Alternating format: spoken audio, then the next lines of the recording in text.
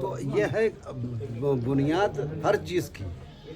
جب تک اللہ اس کے رسول کے قوانین پر مکمل عمل نہیں، کوئی اللہ کا ولی دنیا میں ایسا نہیں گزرا جس نے شریعت مطہرہ کو نظر انداز کر کے تصوف کا کوئی راستہ دکھایا. اب یہ سب جاہل لوگ ہیں. جاہل پیر دنیا والوں کو بیوقوف بنانے کے لیے، کیش کرنے کے لیے دنیا بھر کا ڈھونگ کرتے ہیں. وہ کہتے ہیں بھائی شریعت والے وہ لوگ ہیں، ہم تو صرف طریقت والے ہیں. وہ طریقت صحیح اگر طریقت کا ترجمہ کرنے کے لیے کہیے تو ترجمہ بھی نہیں کر سکتے کہ لفظ طریقت کا ترجمہ کیا ہے اور لفظ طریقت بنا کس سے ہے. طریقت جو ہے لفظ جو ہے وہ ترک سے بنا ہے. عربی لفظ ہے تو رے قاف ترک. ترک کا مطلب راستہ. راستے کا جو آدمی راہی ہوتا ہے تو وہ منزل طریقت ہوتی ہے.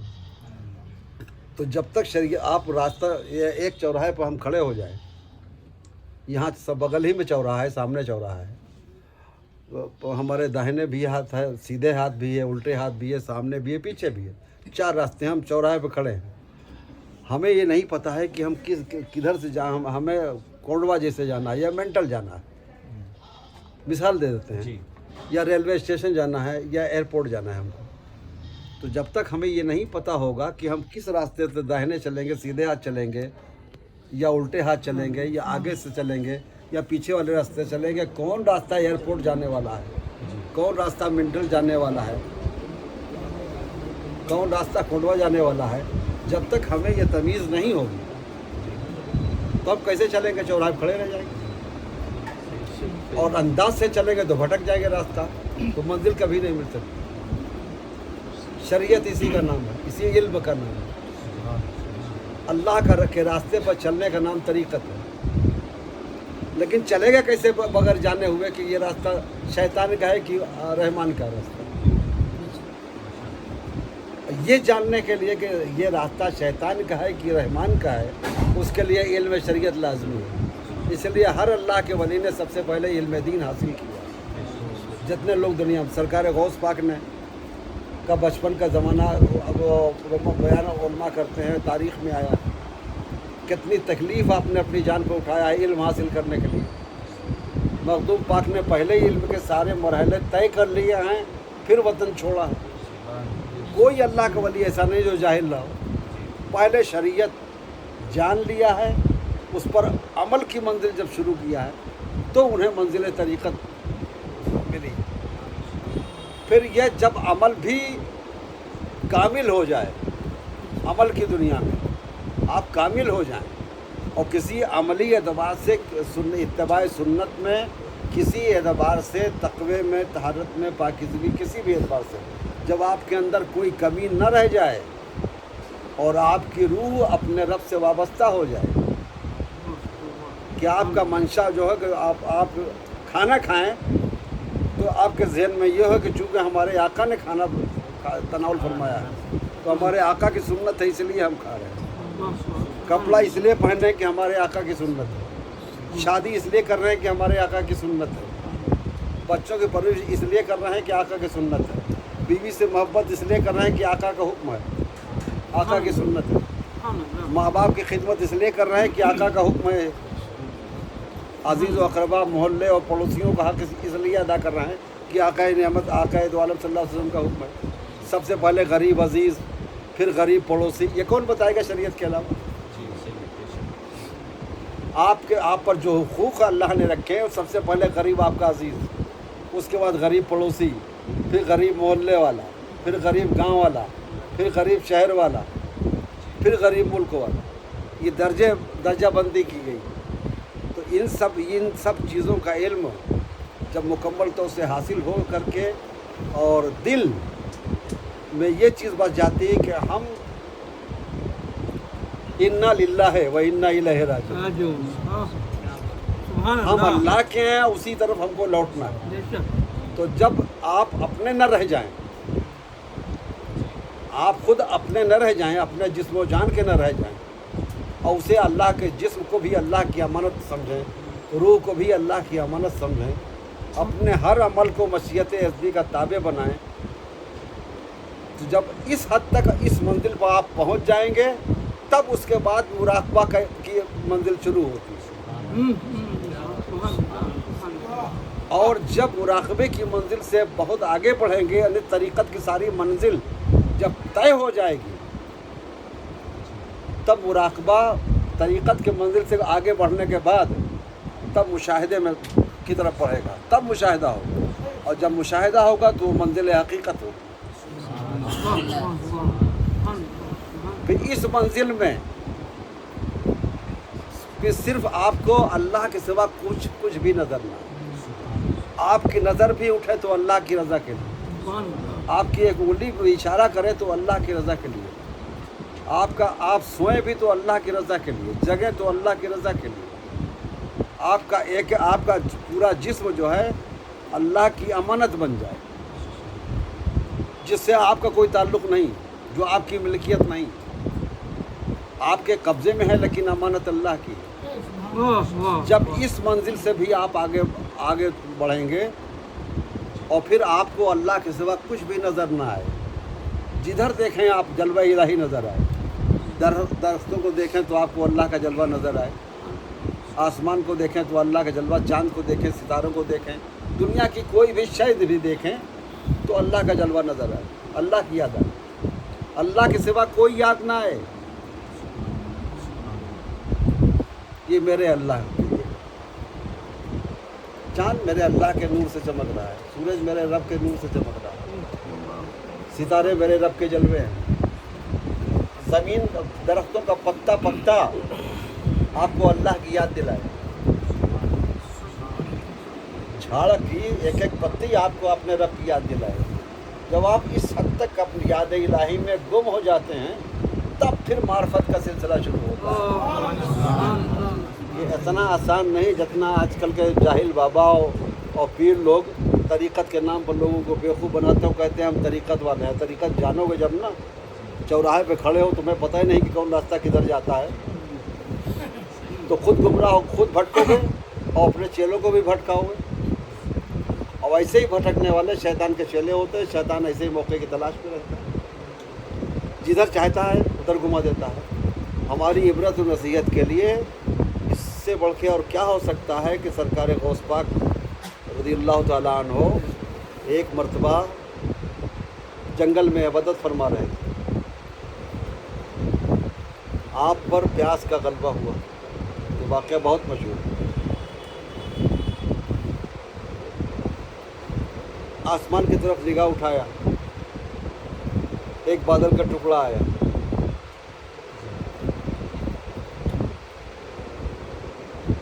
اور اس سے آواز آئی، عبد القادر میں تمہارا رب ہوں. اس بادل کے ٹکڑے میں ایک چمک سی پیدا ہوئی، بہت تیز شعاع، اس شعاع میں ایک شبیہ ابھری، اس سے یہ آواز آئی، عبد القادر میں تمہارا رب ہوں، تمہاری عبادت سے بہت خوش ہوا، آواز سے تم پر جتنی حرام چیزیں تھیں سب حلال کر دیا. تو آپ نے فرمایا لا حول ولا قوت الا باللہ. کہیں اللہ کی حرام کی ہوئی چیزیں بھی حلال ہوتی ہیں؟ اس نے کیا جواب دیا؟ عبرت کا مقام. اس نے جواب دیا کہ اے عبد القادر، میں نے اپنے اسی حربے سے جو ابھی طریقہ آزمایا ہے 12,000 تمہارے جیسے عبادت گزاروں کو گمراہ کر چکا ہوں. 12,000 تمہارے جس طرح سے عبادت کرنے والوں کو میں 12,000 لوگوں کو میں گمراہ کر چکا ہوں. اور پھر اس نے اپنا ہاتھ دکھا دیا، اس نے کہا آج تو عبد القادر تم کو تمہارے علم نے بچایا. بات تھوڑی تو ذہن میں آتی ہے نا کہ اگر علم نہ ہوتا تو یہ تمیز کیسے ہوتی؟ اس کے جملے سے تمیز ہو گئی نا کہ حرام چیزیں حلال ہو گئی. فوراً ذہن کام کر دیتا ہے، علم کام رہنمائی کرتا ہے کہ اللہ نے جو حرام کر دیا وہ حرام، جو حلال کر دیا وہ حلال. یہ شیطان ہے، گمراہ کرنے آیا. اس نے اس کا اعتراف بھی کیا، لیکن جاتے جاتے پھر اس نے اپنا حربہ استعمال کر لیا تم کو تمہارے علم نے، تاکہ غرور علم پیدا ہو جائے. غرور علم جب پیدا ہوتا ہے تو آدمی عزازیل بنتا، جو ابلیس کے ساتھ تو خود ہی ہوا، اور نہ جانے کتنے غرور علم کے شکار ہو گئے. خود سرکار غوث پاک کا ایک کلاس فیلو کرسچن ہو گیا تھا، पढ़ा होगा वाक़या। और ऐसे न जाने कितने बड़े बड़े उलमा गुरूर इल्म का शिकार होकर के तबाह हो गए, अपनी दुनिया आखिरत दोनों बर्बाद कर दिए। आपने फ़ौरन जवाब दिया। अब ये देखो, ये क़ुर्ब इलाही की नेमत और बरकत देखो। जैसे उसने कहा अब्दुल कादिर तुमको तुम्हारे इल्म ने बचा लिया, पर जैसे आपने ये जवाब दिया, मुझे मेरे इल्म नहीं बल्कि मेरे रब ने बचा लिया। तो जब अपने रब के सिवा किसी भी हाल में, किसी भी माहौल में कुछ भी नज़र ना आए, तो वो वलायत के दर्जों में से सबसे पहली मंजिल। और ये भी अपनी कोशिश और मेहनत से नहीं हासिल हो सकता। चाहे जितने मुत्तकी बन जाओ, चाहे जितनी इबादत करो, रियाजत करो, अगर अल्लाह ताला ने कबूल नहीं फरमाया तो किसी चीज़ की कोई हैसियत नहीं।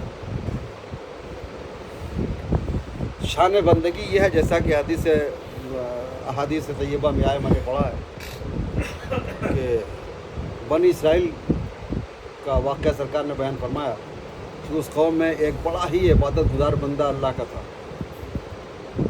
जिसने सारी ज़िंदगी अल्लाह की इबादत पर अपने आप को वक्फ कर दिया था, सारी ज़िंदगी इबादत में गुजारा था। एक दिन अल्लाह ताला ने जिब्रील अमीन को हुक्म दिया कि जिब्रील जाओ मेरे उस बंदे से कह दो जो मेरी इबादत में रात दिन गर्क रहता है, उससे कह दो तुम्हारा कोई भी सजदा कबूल नहीं, तुम्हारा कोई सजदा, कोई इबादत कबूल नहीं। जब हज़रत जिब्रील अमीन आए, उससे ये कहा कि तो अल्लाह ताला का हुक्म है, मैं जिब्रील हूँ, और हुक्म है कि मैं तुम्हें बता दूँ कि तुम्हारी कोई भी इबादत कबूल नहीं। अल्लाह ताला ने इरशाद फरमाया जाके तुम्हें बता दूँ। शान बंदगी देखो, उसको गुजर रहा। आज के ज़माने में अगर किसी के साथ ऐसा मामला कि तुम्हारा कोई अमल कबूल नहीं, तो फ़ौरन दिल मुतासिर हो जाएगा, सदमे में हो जाएगा, मायूसी का गलबा हो जाएगा, और जो पछताने लगेगा बिलावजत ने इबादत की जब कबूल ही नहीं। उस बंदे ने बजस्ता ये कहा कि जिब्रील, मैं अल्लाह के मामले में क्यों दखल कर दूँ? अल्लाह के मामले में मैं अपने रब के मामले में कौन दखल देने वाला होता हूँ? अरे जो मेरा काम है वो मैं करता हूँ, जो उसका काम है ये कबूल करना ना करना ये उसका काम है, तो मैं उसके मामले में काहे दखल दूँ? उसके मामले में मैं क्यों दखल दूँ? मेरा काम बंदगी करना, मैं तो बंदगी करूँ। ये जुमला उसका, और ये बंदगी की शान अल्लाह की बारगाह में इतनी मकबूल हुई, उसका जज्बा बंदगी अल्लाह की बारगाह में ऐसा मकबूल हुआ कि फ़ौरन जिब्रील अमीन को हुक्म दिया कि जिब्रील उसको बशारत दो मेरे उस बंदे को, उसकी सब इबादत करो। जब बंदा ऐसी मंजिल में हो जाए कि चाहे जैसे हालात हों, हर हाल में अपने रब की मर्ज़ी पर राज़ी रहे, अच्छा हो तो राज़ी, बुरा हो तो राज़ी, खुश।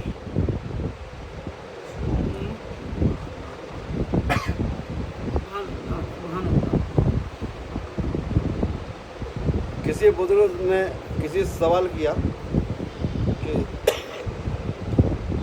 मैंने तसव्वुफ़ की किसी किताब में देखा है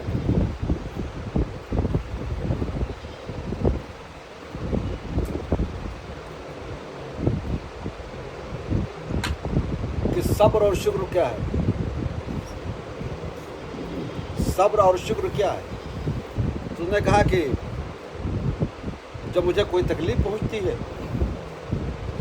तो मैं सब्र करता हूँ, और जब अल्लाह की कोई नेमत में मैसर आती है तो उसका शुक्र अदा करता हूँ। तो उनका तुम में और कुत्ते में फ़र्क क्या हुआ? तुम में और कुत्ते में फ़र्क क्या होगा? कुत्ते को दो निवाला दे दो, तुम्हारे पीछे तुम लाएगा, तुम्हारा शुक्रगुजार होता है, और भूखा रहता है, किसी खाने पर हमला नहीं करता, झपटता नहीं, और भूखा रहता है, सब्र करता है। तुम में कुत्ते में फ़र्क क्या? तुमने फरमाया ये तो कुत्ते की आदत फितरत हो गई, ये सब्र नहीं है। मुसीबत पड़े तो शुक्र अदा करो, मुसीबत पड़े तो शुक्र अदा करो, और हर हाल में अपने रब की मर्जी पर राज़ी रहो, ये सब्र है। कि ये मुसीबत भी रब की तरफ से है, तो उसके शुक्रगुजार हो कि मुमकिन है कि इस मुसीबत की बरकत से न जाने कितनी आफतें और कितनी मुसीबतें हमारे ऊपर से टल रही हैं, हमारे कितने गुनाह माफ़ हो रहे हैं। तो ऐसे वैसे तरीक़त वाले तो बहुत मिलेंगे, बहुत आते हैं जाते हैं, हर जगह मिलते हैं। अब ऐसे लोगों की कसरत है, ऐसे लोगों के न जाने कितने, हमारे जैसे लोग कितने मुरीद नहीं होते जितनी भीड़ उनके सामने हो, उनके पास हो। लेकिन ये समझ लो कि एक रहीम का रास्ता है, एक रजीम का रास्ता है। ऐसे लोग रजीम के रास्ते पर, शैतान के रास्ते पर चलने वाले होते हैं, जो शरीयत मुहतारा से यानी अल्लाह उसके रसूल के अहकाम से दूर करे, वो शैतान है और शैतान के रास्ते पर चल रहे हैं। चाहे किसी नाम पर, चाहे तरीक़त के नाम पर करे, चाहे हकीकत के नाम पर करे, चाहे मार्फत के नाम पर करे, अगर अल्लाह उसके रसूल के अहकाम से दूर करता है, समझ लो शैतान के रास्ते पर। चाहे जितनी बड़ी लंबी दाढ़ी रखने वाला हो, चाहे कुरान का पूरा लिबास ही बना के पहन ले पुरानी आयत का, तो चाहे जितनी ऊंची टोपी लगा ले, जितनी लंबी दाढ़ी कर ले, वो उसकी कोई हैसियत नहीं, शैतान का चेला है। और जैसा बकौल सरकार गौस पाक के कि तुम इतने दिन मेरे साथ रहे, मेरा कोई अमल तुमने अमल या कौल शरीयत के ख़िलाफ़ देखा? कहा नहीं। कैसे बड़ी करामत हो। और वैसे करामत जो है ये वलायत की निशानी नहीं है, करामत देखा, ये शोबदेबाजी। और ये अल्लाह से जो करामतें सादिर हुई हैं वो ज़रूरतन सादिर हुए हैं, जैसे अल्लाह के हबीब सल्लल्लाहु अलैहि वसल्लम के मौजज़ात, जो आपने अपनी शान अब अपना रंग जमाने के लिए तो लोगों पर मौजज़ा नहीं दिखाया। नबूवत को तस्लीम करने के लिए नबूवत के आगे झुको, हक़ानियत को मानो, जब ऐसी ज़रूरत पड़ी है तो आपने उसके लिए मौजज़ात का दौर किया। इसी तरह से अल्लाह के औलिया अपने आप को मनवाने के लिए, अपनी बुजुर्गी मनवाने के लिए, लोगों को ज़्यादा तादाद में मुरीद करने के लिए, नजराने के लिए, दावतें उड़ाने के लिए, शान से रहने के लिए, उनका ऐसा कोई मकसूद नहीं होता। वो सिर्फ अल्लाह के होते हैं, अल्लाह उनका होता है। वो अपने रब पर राज़ी और उसकी हर मर्ज़ी बचाए, तकलीफ़ में हो, फटे पहने, झोपड़ी में रहें, मैदान खुले मैदान में पड़े रहें, मैले कुचैले पड़े रहें, वो जानते हैं हमारा रब हमारे इस हाल से राज़ी। मेरे रब की रज़ा है तब तो मैं इस हाल में हूँ। मेरा हाल बदलने वाला कौन है? हालत बदलने वाला क़ादिर मुतलक। तक़दीर उसकी रज़ा का नाम, उसकी मर्ज़ी का नाम, वो अटल।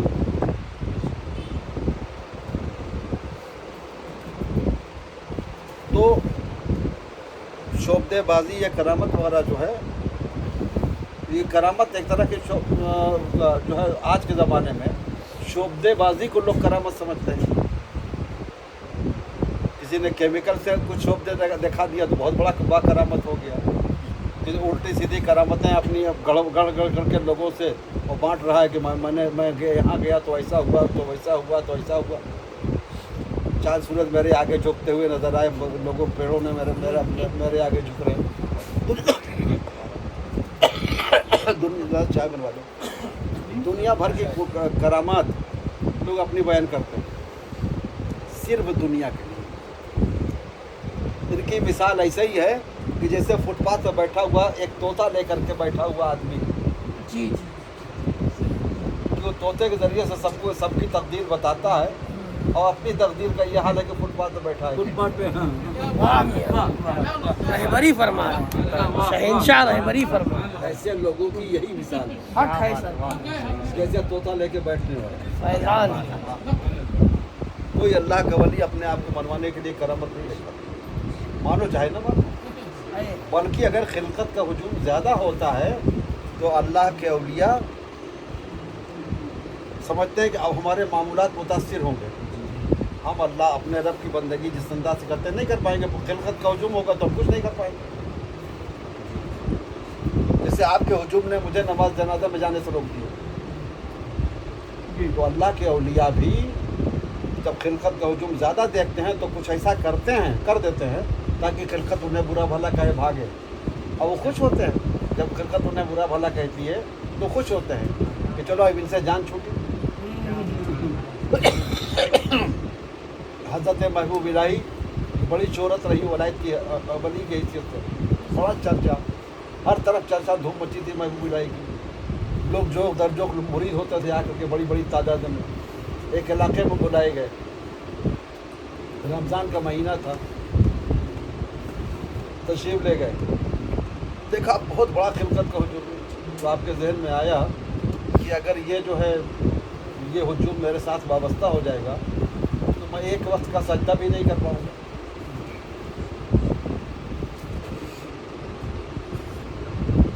तो वो मलामती बन गए। ऐसे लोग जब अपने आप एक होता है, लोग कहते हैं फ़िरक़े मलामतिया, ये कोई अलग से फ़िरक़ा नहीं होता, कोई भी अपनी मलामत करा सकता है लोगों से बचने के लिए। फ़िरक़त का दबाव कम हो, लोग हमसे भागें। तो हज़रत महबूब इलाही ने क्या किया, जहाँ गए तो वहाँ एक बहुत बड़ा कुआं भी था, एक जगह नज़र आया और लोगों का हुजूम, तो आप उस कुएं पर बैठ गए। आपने अपने जो गले से कंधे से एक झोली लटका रखी थी, उस झोली को उठाया, उसमें से सूखी रोटी थी, रोटी चटनी थी, रोटी का मत वैसा दूध था। आपने क्या किया, उसको खाना शुरू कर दिया। अब जितने लोग वलायत का चर्चा सुन के आए थे और उससे मुरीद होने के लिए, उन्हें बहुत बड़ा अल्लाह का वली समझने वाले लोग, कि इससे फैज़ का दरिया बहेगा, हम लूटेंगे, खूब डुबकी लगाएंगे दरिया में, सब लानत वलामत कर रहे हैं। ये कैसे वली, रमज़ान का महीना है, सबके सामने ढिठाई के साथ बैठ खा रहे हैं, ऐसा शख्स अल्लाह का वली हो ही नहीं सकता। सब उन्हें बुरा भला कहते हुए सब सारा मजमा छट गया। जब छट गया तो जो आपका खादिम था, उसका हुजूर ये आपने क्या कर दिया, इतनी अकीदत से लोग आए थे, इतनी भीड़ लगाए हुए, और सब आपको बुरा भला कहते हुए चले गए। भाई मैं यही तो चाहता था। अरे ये रोज़े की कज़ा, रोज़ा मेरा कज़ा हो गया, टूट गया, मैं दोबारा रोज़ा रख लूँगा, मैं रोज़े की कज़ा भर लूँगा। वैसे भी शरन मैं मुसाफिर हूँ, इतनी दूर थे कि शरई तो से मुसाफिर थे, और मुसाफिर के लिए रोज़ा को कज़ा करना जायज़ है। तो मैंने खिलाफ शराब काम भी नहीं किया और सबको अपने आप से दूर भी कर दिया। तो मैंने कज़न ये किया है ताकि ये हुजूम हटे। और ये लोग आजकल के बहरूपिये जो हैं, ये हुजूम इकट्ठा करने के लिए दुनिया भर के ढोंग करते हैं। तो अब असली और नकली में कितना फ़र्क है। अब ये हुजूम लगाने वाले, मुरीद होने वाले ऐसे लोगों से, उनके आगे अकीदत से हाथ बांध के खड़े होने वाले, इनको खुद ही सोचना, अल्लाह ने हर मामले में आपको अक्ल दी है। आप अपने खाने के बारे में, पैसे के बारे में, रोज़ी के बारे में, हर चीज़ में अक्लमंद है, समझदार है, आप किसी से मशवरा नहीं करते। और जब ऐसे लोगों के सामने पढ़ते हैं तो आपसे बड़ा बेवकूफ़ कोई नहीं हो। वहाँ अक्ल आपकी घास चलने चली जाती है क्या? आप हक बातिल में क्यों नहीं फ़र्क करते कि ये आदमी ऐसा बोल रहा है तो ये आदमी झूठा होगा, काज़िब होगा, सच्ची बात इसके मुँह से नहीं निकल रही है तो शैतान का चेला है। और सबसे अंधे होकर के उसके आगे पीछे हाथ बंदा बांधे खड़े हैं, लंबी लंबी कतारें लगा रहे हैं। जो एक वक्त की नमाज भी पढ़ना गवारा नहीं करते, ऐसे लोग नमाज नहीं पढ़ते। अच्छा कुछ लोग ऐसे भी हैं, जब उससे लोग कोई मुतालबा करता है, हुजूर आपने नमाज नहीं पढ़ी, तो बड़े रूप रंग से कहते हैं, तुम हमारी नमाज को क्या समझो, हम हरम में नमाज पढ़ते हैं। कोई बैतुल मुक़द्दस में नमाज पढ़ रहा है, कोई हरम में मक्का में नमाज पढ़ रहा है, कोई मस्जिद नबी में पहुँच जा रहा है, यहाँ भी मौजूद है, वहाँ भी पहुँच गया। अरे बाकी नापाकी का मसला पूछ लो तो नहीं बता पाए। हरम में नमाज पढ़ने चला। तो ये फरेब की दुनिया है, इसमें जितना बड़ा मक्कार, जितना बड़ा फरेबी होगा, आज के ज़माने में उतना ही बड़ा बाबा, उतना ही पहुँचा, उतना ही बड़ा पीर होगा। ज़माना इसी का है।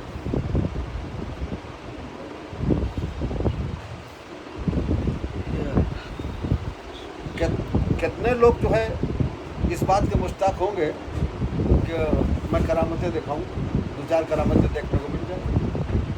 आदम बाबू मजदूब आदमी थे, मजदूब से कोई अहकाम शरा नहीं, उससे करामतों का ज़ुहूर होता ही रहता है। लेकिन अगर कोई उससे ये तवक्को रखे कि उससे करामत ज़ाहिर होगी, तो ये मुमकिन ही नहीं। भाई करामत होगी तब तो ज़ाहिर होगी।